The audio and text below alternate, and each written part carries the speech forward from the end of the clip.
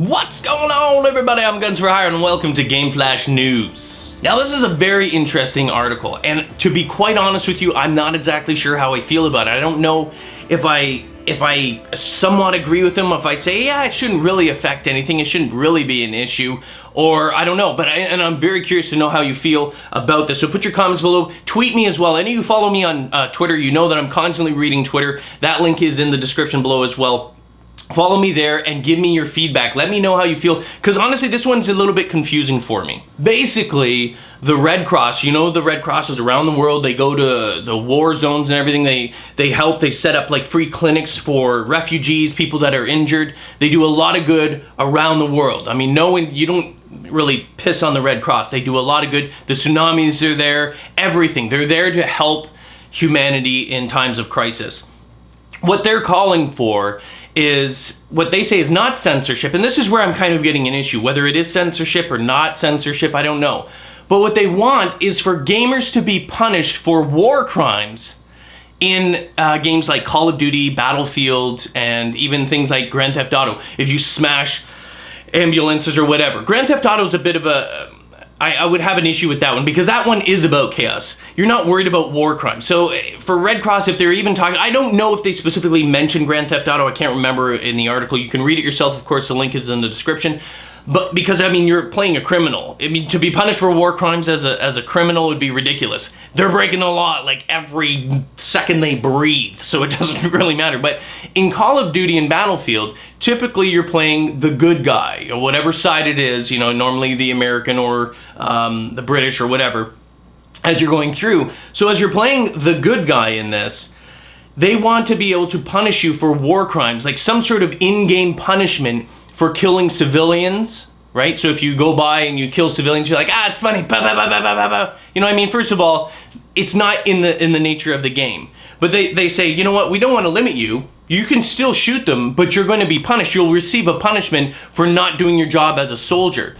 Which really, I mean, for those of you that argue that, you know what, first-person shooter, military shooters, they're how you get engrossed in the story. The story is what pulls you in, especially the single-player campaigns. If you love those campaigns, you are the good guy. The reason why you love it so much is you feel part of that story, and part of that story is you are the good guy. You are supposed to be playing the people that are liberating the world, saving the world from nuclear disaster. You are supposed to be a good soldier. So why would you kill civilians? See, this is where I'm having an issue as well, is I understand that, and it actually does make sense from a storyline, if you're just in there to shoot people or whatever. But being engrossed, multiplayer is a different thing. You couldn't be punished, and I don't think they're necessarily talking about multiplayer. Maybe they are, that's impossible. Because believe me, I play multiplayer and there's a lot of douchebags in Call of Duty Battlefield war games. They don't care, good luck. They don't care if they're going in a stockade. Maybe that's what happens in multiplayer. If you go and you do something and you kill dogs, well, that would be horrible. Kill street dogs, don't shoot them, you'll go to jail, it's horrible. So that's basically it. Red Cross is looking for punishment. You know, they want you to be punished for war crimes and to make you be held accountable for what you do in there. You're the good guy, don't shoot civilians, or you can. They don't want to take that out. That's what they're saying. They're saying, don't take it out, but be punished for that. Make you feel the consequences. You're supposed to be the good guy. If you kill those things, if you blow up an ambulance, if you do whatever, you'll be punished. You can still do all those things, but you're going to be punished. There's going to be, you know, consequences for it.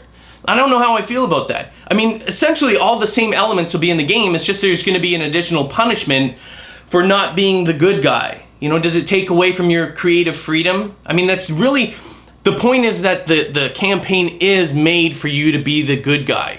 It's designed, the story is, unless you are designed to be the bad guy, I get it. So really there shouldn't be much impact. Or do you feel like this is a violation? I have the freedom and the right to shoot women and kids on the sideline. Don't look at me, I'm playing this game. You know what I mean? Do you feel like that's a violation? I don't know. It's not that they're asking for all the violence out. You know what I mean? They're not asking for that at all. They're just saying punish people for war crimes when they do them in video games. How do you feel about that? Is it too much? Is it censorship? I don't know how I feel about this one. They're not saying to take any elements out. They're just saying add this extra incentive not to do bad things in the game. Does it ruin the game? Does it add to it? Does it make it more realistic? Will you be more engrossed in the actual story if it is more reflective of true life, because this is a military shooter. Yes, it's fictional. Yes, it's a video game, but it's meant to make you feel part of it. And the way that you do that is you can see it on TV. You know it. You've seen war movies, so you feel part of it. That's why it's first person. It makes you feel part of that experience. And if you get punished for it, maybe it's just a little bit more realistic. I don't know. I really don't know how I feel about this. How do you feel? Remember, Twitter. Let me know on Twitter. I am curious to know how you guys feel about that, and comments below as well. Woo! Game Flash!